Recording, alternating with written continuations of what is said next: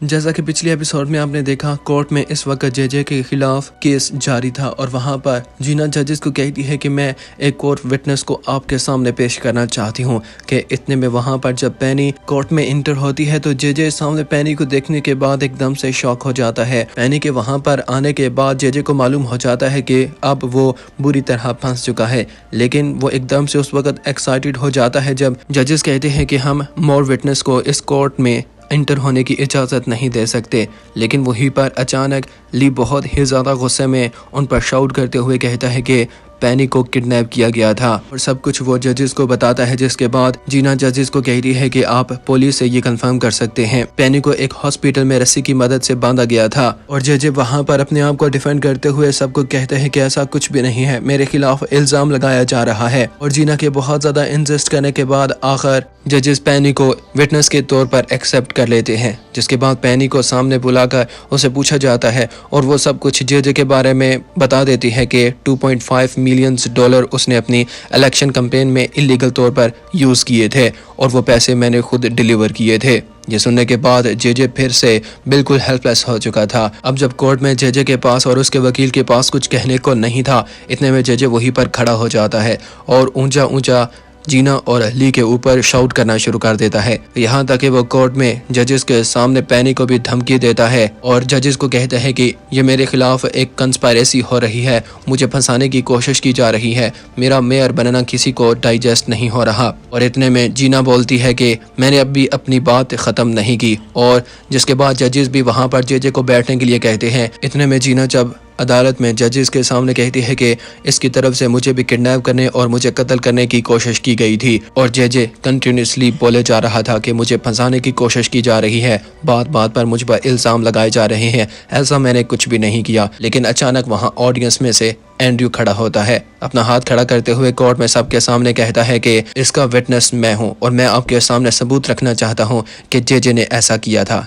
JJ ने जीना को kidnap करके कत्ल करने की कोशिश की थी। इस तरह अचानक वहां पर ऑडियंस में एंड्रयू को खड़ा होते हुए देखकर जीना बहुत ज्यादा इम्प्रेस होती है और जेजे और भी ज्यादा डर जाता है। और ये सब कुछ देखने के बाद अब जेजे का फादर इन लॉ भी कोर्ट से बाहर आ जाता है। वो अपने असिस्टेंट को कहता है कि अब जेजे के लिए सब कुछ खत्म हो चुका है, हमारी कोशिश अब यही होनी चाहिए कि हम जेजे से दूर रहें। जिसके बाद एंड्रयू को एविडेंस के तौर पर आगे बुलाया जाता है, जहां पर वो जजेस को सब कुछ बताता है कि कैसे जीना को किडनैप करके उसे एक ब्रिज से रिवर में फेंका गया था, और अगर मैं वक्त से पहले वहां पर ना पहुंचता तो वहां पर जीना की जान भी जा सकती थी। और जेजे की इस कदर एम्बैरेसमेंट और इंसल्ट को देखने के बाद किमी वहीं पर बेहोश हो जाती है और जजेस की तरफ से जेजे को 5 साल की कैद की सजा सुना दी जाती है। जिसके बाद ली को पैनी के साथ दिखाया जाता है। पैनी की इतना मदद करने के बाद अब ली भी उससे काफी ज्यादा खुश था, लेकिन वो अब मजीद पैनी को यहाँ पर नहीं देखना चाहता था। वो उसके हाथ में कुछ एसेट्स और कुछ पैसे देने के बाद उसे कहता है कि तुम हमेशा के लिए अब यहाँ से जाकर अपनी ज़िंदगी खुशी के साथ जी सकती हो। लेकिन पैनी काफ़ी ज़्यादा इमोशनल दिखाई दे रही थी, लग रहा था जैसे उसका यहाँ से जाने का प्लान नहीं था, वहाँ पर वो ली के साथ रुकना चाहती है। यहाँ तक कि ली के सामने उसकी आंखों में टीयर्स आ जाते हैं और पैनी जब वहाँ से जाने वाली होती है, ली एकदम से फिर से पैनी को आवाज़ देता है। पैनी जब पीछे मुड़कर देखती है तो ली उसका शुक्रिया अदा करता है कि तुमने अपनी जान खतरे में डालकर हमारी बहुत मदद की है, मैं तुम्हारा ये एहसान कभी भी नहीं भूलूंगा। पैनी काफी ज्यादा इमोशनल ली को कहती है कि तुम्हें जब भी मेरी जरूरत हुई तो मुझसे तुम कांटेक्ट कर सकते हो और मुझे किसी वक्त भी बुला सकते हो। और नेक्स्ट डे दिखाया जाता है जहां पर जेजे को प्रिजन यूनिफॉर्म पहना दिया गया था, उसे हथकड़ी के साथ बांधकर एक जेल में लेकर जाया जा रहा था। वहां पर अचानक ली के साथ सामना होने के बाद जेजे जो अभी भी मुस्कुरा रहा था, ली उसे कहता है कि अब जानबूझकर इस फेक स्माइल को मेरे सामने मत लाओ, मैं जानता हूं कि इस वक्त तुम पर क्या गुजर रही है। वो एकदम से गुस्से में आ जाता है। ली उसे कहता है कि मैंने तुम्हें कहा था कि ये सब कुछ एक टीजर है, अभी देखो कि मैं तुम्हारे साथ करता क्या हूँ। लेकिन जेजे अभी भी खामोश नहीं था। वो गुस्सा होकर ली को कहता है कि तुम जानते हो कि मैं ज्यादा देर प्रिजन में नहीं रहता, मैं जल्द आजाद होकर तुम्हें फिर तुम्हारी औकात दिखाऊंगा। ली बहुत ज्यादा गुस्से में आने के बाद जेजे को कहता है कि तुमने मेरी फैमिली और जीना की फैमिली के साथ जो कुछ भी किया है, इसके बदले में अभी मैंने तुम्हारे साथ कुछ भी नहीं किया। और जब वो प्रिजन वैन में इंटर होने ही वाला था कि एकदम से उसकी नजर वहां पर एंड्रयू और जीना के ऊपर पड़ती है, जहाँ पर वो बड़े ही गुस्से में इस वक्त जेजे की तरफ देख रहे थे और उसे जेल में भेजने के बाद जेजे, एंड्रयू और जीना तीनों इस वक्त बार में आ जाते हैं और एक साथ मिलकर वहां पर शराब पीते हुए काफी इंजॉय करते हैं। और जीना के सामने ली वहां पर एंड्रयू की बहुत ज्यादा तारीफ करता है कि तुमने आज इस केस में हमारी बहुत मदद की है। ली उसे मजीद कहता है कि मेरे लिए ये बहुत ज्यादा सरप्राइजिंग था कि तुमने जेजे को बिट्रे किया है जैसा कि वो डिजर्व करता था।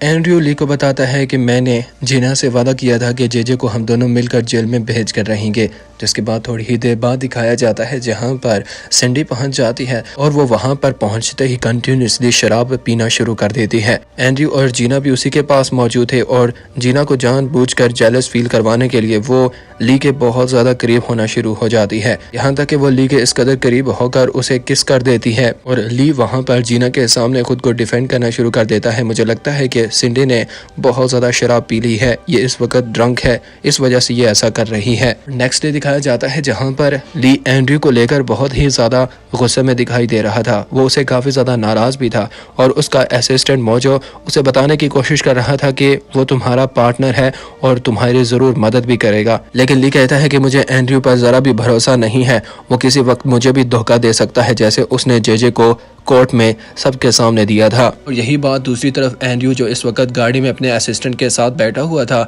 अपने ड्राइवर को बता रहा था कि मुझे ली पर ट्रस्ट नहीं है। उसका असिस्टेंट एंड्रयू से कहता है कि फिर तुमने आखिर उससे मदद क्यों ली थी। एंड्रयू कहता है कि मेरा मकसद सिर्फ जेजे को जेल में भेजना था, जिसके बाद वो वहां पर सिंडी के बारे में भी बात करता है कि वो जानबूझकर अब सिंडी के करीब होना चाहता है ताकि वो मेरे फादर के करीब होकर उससे फायदा ले सके। मुझे ली पर यकीन नहीं है, वो किसी वक्त भी मुझे धोखा दे सकता है। वो दोनों इस वक्त एक दूसरे के बिल्कुल अगेंस्ट हो चुके थे, जिसके बाद चेयरमैन की वाइफ और नेथन को दिखाया जाता है जहाँ पर वो इस वक्त किम्मी के फादर के पास मौजूद थे और वहां पर वो जनरल मीटिंग को लेकर काफी ज्यादा सीरियस है। और वहां पर चेयरमैन की वाइफ कहती है कि जेजे को हम बेस्ट लॉयर की मदद से एक अपील के जरिए दोबारा आज़ाद करवाने की कोशिश करेंगे। जेजे को जेल से आज़ाद करवाने के लिए स्टेट के टॉप लॉयर्स के बारे में डिस्कस कर रहे थे। चेयरमैन की वाइफ और नेथन वहां पर किम्मी और उसके फादर को कहते हैं कि हमें जेजे की तरफ से सिर्फ एक कागज़ का टुकड़ा चाहिए जहां पर वो ये बात लिख कर हमें ये प्रूफ दे के इसके बाद जनरल मीटिंग में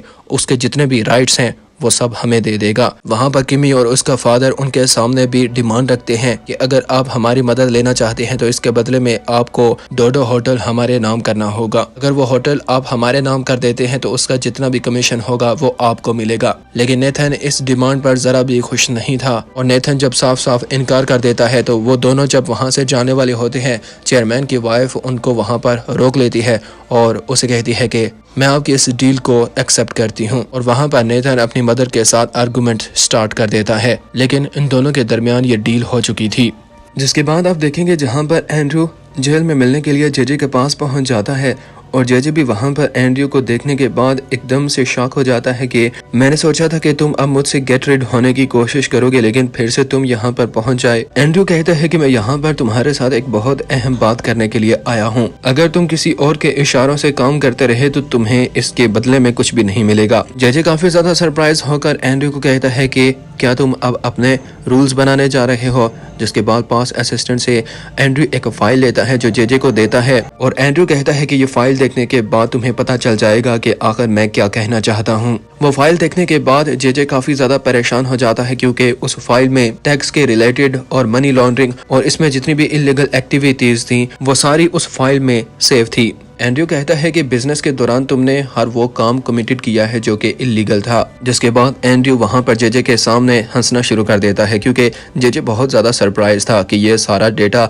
आखिर एंड्रयू के हाथ में कैसे लगा। जेजे के इस तरह सरप्राइज होने के बाद एंड्रयू उसे कहता है कि मैं जानता हूँ कि तुम इस वक्त शौक हो कि ये सब कुछ आखिर मुझे कैसे पता चला। मुझे लगता है कि तुम भूल रहे हो मैं तुम्हारे साथ ही पहले काम करता रहा और ये सब कुछ मैंने तुमसे ही जाना है। जेजे इस बात को लेकर और भी ज्यादा सरप्राइज इस वजह से था क्योंकि कोर्ट में अगर एंड्रयू ये फाइल जजेस के सामने रख देता तो वहां पर जेजे को फांसी भी हो सकती थी। लेकिन जेजे एंड्रयू को कहता है कि आखिर तुमने अदालत में जजेस के सामने ये फाइल क्यों नहीं दिखाई। एंड्रयू कहता है कि फिलहाल मैं अपने छोटे एम्बिशन की तरफ नहीं बढ़ना चाहता, मैं एक बड़ी वेल को पकड़ना चाहता हूँ। एंड्रयू इस वक्त उस फाइल के जरिए जेजे से अपना कुछ फायदा हासिल करना चाहता था और जेजे जब पूछता है कि आखिर तुम मुझसे क्या चाहते हो, एंड्रयू कहता है कि जहां पर मैंने एक मर्डर के बारे में एडमिट किया था उसकी जो रिकॉर्डिंग है वो मेरे हवाले कर दो। और एंड्रयू जेजे को ब्लैकमेल करने के बाद एक दो और भी अपनी बातें मनवाता है और इसके बदले में उसे कहता है कि मैं तुम्हें बहुत सारा पैसा भी दूंगा।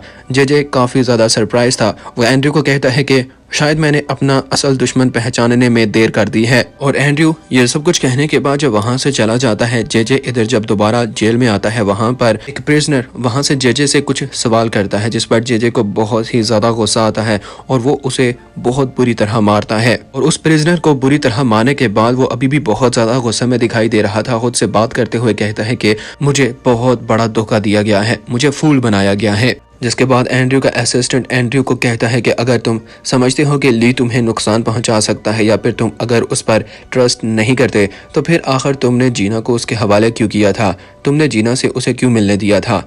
एंड्रयू का यहाँ पर और ही प्लान था। एंड्रयू जानता था कि इस वक्त ली के माइंड में जीना के रिलेटेड जितनी भी मेमोरी थी वो सारी खत्म हो चुकी थी और एंड्रयू को लगता है कि इस वक्त उसके पास एक बहुत बड़ा चांस है। इस वक्त जीना जितना ली के करीब होने की कोशिश करेगी या फिर ली जीना के करीब होने की कोशिश करेगा उतना ही वो उससे दूर होगी। यहाँ से पता चलता है कि एंड्रयू इंटेंशनली जीना को उसके साथ मिलने की इजाजत दे रहा है, हालांकि वो अब भी चाहता है कि वो ली को हमेशा के लिए भूल जाए। जिसके बाद ली के पास दिखाया जाता है जहां पर उनका असिस्टेंट ली के पास और मौजो के पास आकर उन्हें बताता है कि जेल से यह खबर आई है कि एक प्राइवेट रूम में जेजे की मुलाकात एंड्रयू के साथ हुई है। और वहां पर यह सुनने के बाद ली बहुत ज्यादा गुस्से में आ जाता है और कहता है कि मैं ये यकीन के साथ कह सकता हूँ वहां पर उसने यकीनन मेरे खिलाफ कोई डील की होगी। और मौजो भी ली को कहता है इसका मतलब है कि वो दोनों एक दूसरे के दोबारा पार्टनर बनने जा रहे हैं। और ली वहां पर सिंडी को बुलाने के लिए कहता है कि उसे आज लंच के लिए बुलाओ। मौजो कहते हैं कि क्या तुमने फैसला कर लिया है कि तुम अपने फायदे के लिए अब सिंडी को यूज करोगे।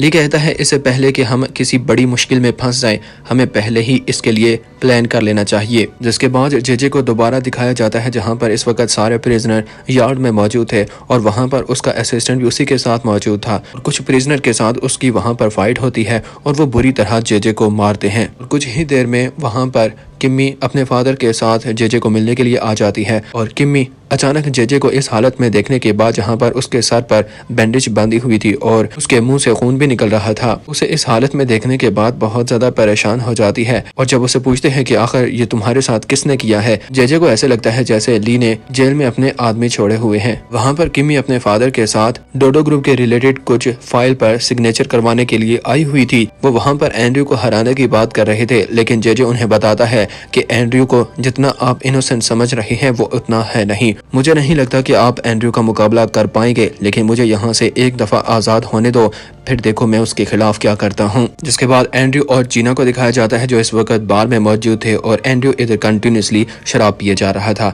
और वहाँ पर वो काफी ज्यादा सैड भी दिखाई दे रहा था क्योंकि इससे पहले एक जनरल मीटिंग हुई थी जिसमें ली को काफी सक्सेस मिली थी। एंड्रयू इसी बात को लेकर काफी ज्यादा सैड दिखाई दे रहा था और जानबूझकर वो जीना के सामने ऐसे प्रिटेंड कर रहा था जैसे ली एक बहुत बुरा आदमी है, वो उसके खिलाफ कुछ बातें भी करता है जीना को ये यकीन दिलाने के लिए कि वो उसके अगेंस्ट काम कर रहा है और वो एक अच्छा आदमी नहीं है। एंड्रयू इस वक्त जानबूझकर जीना के साथ इतना इन्वॉल्व नहीं हो रहा था। एंड्रयू जो कि कंटिन्यूसली शराब पी रहा था, जीना उसे रोकती है और कुछ देर बाद एंड्रयू वहां पर अपने असिस्टेंट को बुलाता है और उसे कहता है कि जीना को घर में छोड़ाओ, लेकिन जीना कहती है कि तुम अपना ख्याल रखो और वहां पर उसके असिस्टेंट को कहती है कि वो एंड्रयू की तरफ लुक आफ्टर करे। जिसके बाद वो जब वहां से जा रही होती है तो काफी ज्यादा सैड भी दिखाई दे रही थी और उसे एंड्रयू के ऊपर बहुत रहम आ रहा था।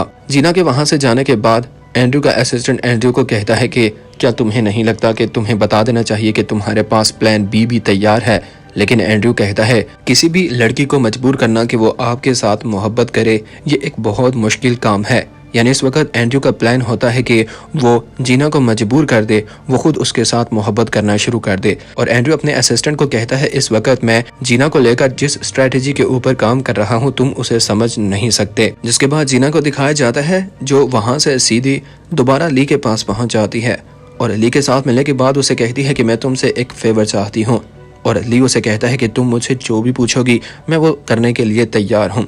जिसके बाद उसे वो पास बिठाने के बाद उसे कहती है कि सिंडी से डोडो ग्रुप के फार्मेसी के रिलेटेड जो शेयर्स तुमने उनसे लिए थे वो तुम एंड्रयू के हवाले कर दो। वो बहुत ज़्यादा डिसअपॉइंटेड दिखाई दे रही थी। ये सुनने के बाद ली एकदम से डीप थॉट में चला जाता है। जीना को अब वाकई में एंड्रयू को लेकर उस पर बहुत ज्यादा सिंपैथी आ रही थी।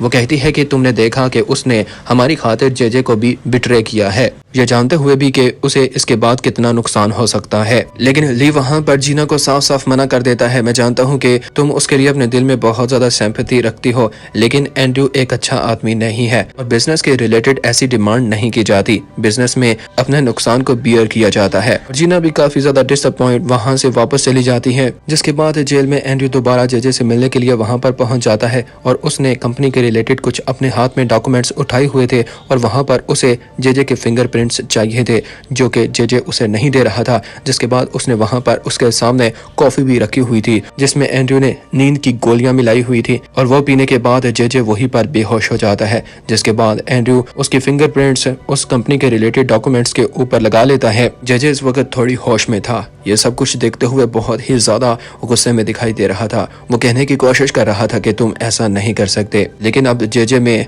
उसे रोकने के लिए उसमें एनर्जी बाकी नहीं थी। गाइस, नेक्स्ट एपिसोड देखने के लिए इस चैनल को सब्सक्राइब कर लें।